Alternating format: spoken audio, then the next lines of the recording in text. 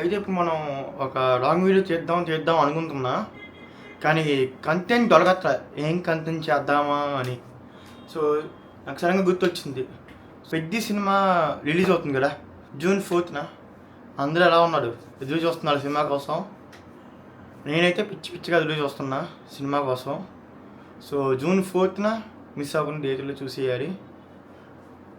అంటే ఇంకా విజయవాడ టికెట్స్ వదలాలా.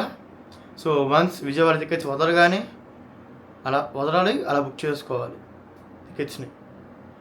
సో ఇప్పుడు పెద్ది సినిమా ఎలా ఉండబోతుంది అనేది మనం వద్దాం అక్కడికి. కాకపోతే ఇప్పుడు మనం రామ్ చరణ్ సార్ కెరియర్ని బ్రేక్ డౌన్ చేద్దాం.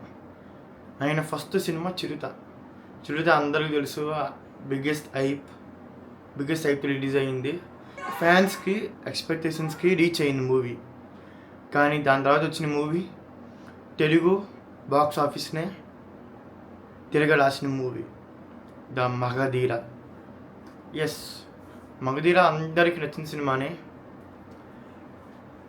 కానీ మగధీర తర్వాత రామ్ చరణ్ సార్ కొంచెం డౌన్ఫాల్ చూశాడు.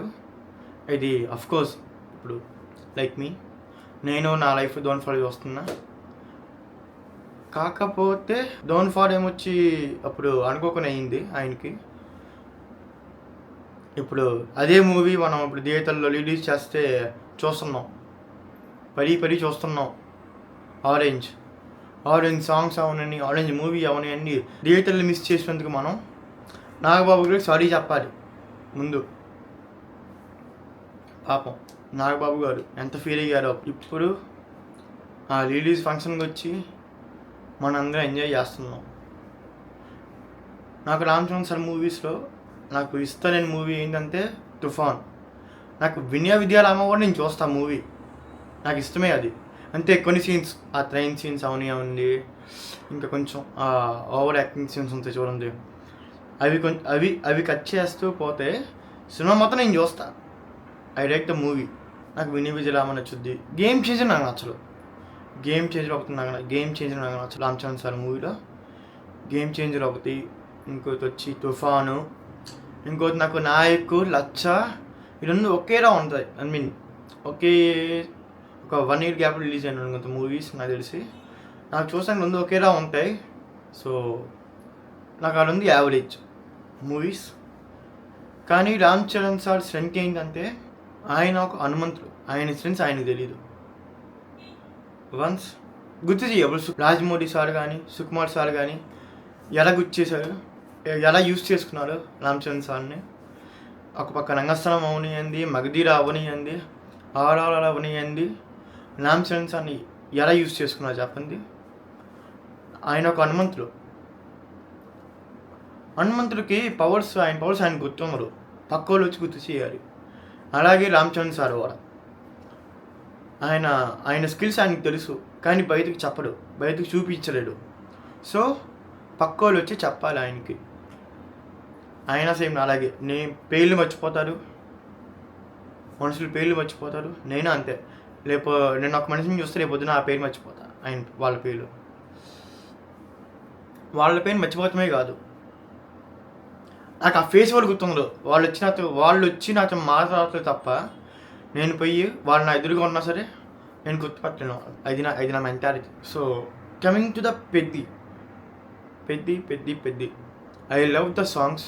వారానికి నా కోసం రాయి, నెలకోసారైనా నీకిత్తాయి హాయి.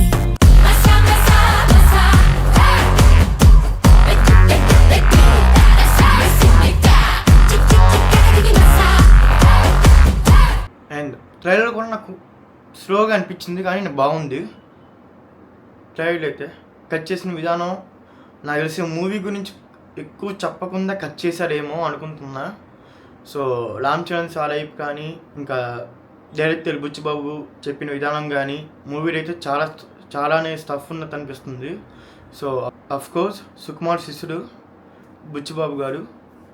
సో నాకైతే ఉప్మా మూవీ అయితే ఫ్రాంక్గా చెప్పాలని నాకు నచ్చలేదు ఉప్మా మూవీ. కానీ I'm most waiting for Peddi. It's not about the Buchibabu garu, it's for Ram Charan. ఎందుకంటే ఆయన చాలా కష్టపడాడు మూవీలో. ఆ యాక్టింగ్ అవనివ్వండి, స్లాంగ్ అవనివ్వండి, ఏదైనా సరే రామ్ చరణ్ సార్ అయితే చాలా అంటే చాలా కష్టపడాడు. So the music course AR Rahman garu అయితే మ్యూజిక్ అయితే చింపేస్తారు. మన అందరికీ తెలిసిందే, ఎప్పటి నుంచో ఉన్నాడు ఆయన. హాలీవుడ్కి వెళ్ళాడు, Bollywood, Tollywood, Kollywood, all the industries cover చేశాడు. అండ్ అవెంజర్స్ ఎండ్ గేమ్ ఎవరైనా చూస్తుంటే తెలుగులో దానికి బ్యాక్గ్రౌండ్ స్కోర్ ఇచ్చింది మాత్రం మన ఏఆర్ రెహమానే. ఇప్పటికీ వింటాను ఆ సాంగ్ నేను, చాలా అంటే చాలా బాగుంటుంది.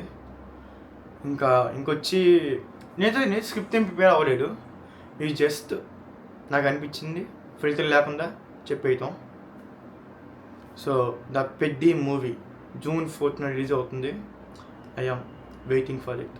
ఆయన కుస్తీ చేస్తున్నారు, అందులో రన్నింగ్ చేస్తున్నారు, ఇంకా క్రికెటర్. సో అఫ్కోర్స్ మన క్రికెట్ చూడడం మనకు తెలీదు. అలా అని చెప్పి ఫుట్బాల్ చూస్తావా అంటే నేను ఫుట్బాల్ కూడా చూడను. ఇంకా రన్నింగ్ నా కాళ్ళకి నాకు సర్జరీ ఉంది, నేను పెరగెత్తలేను.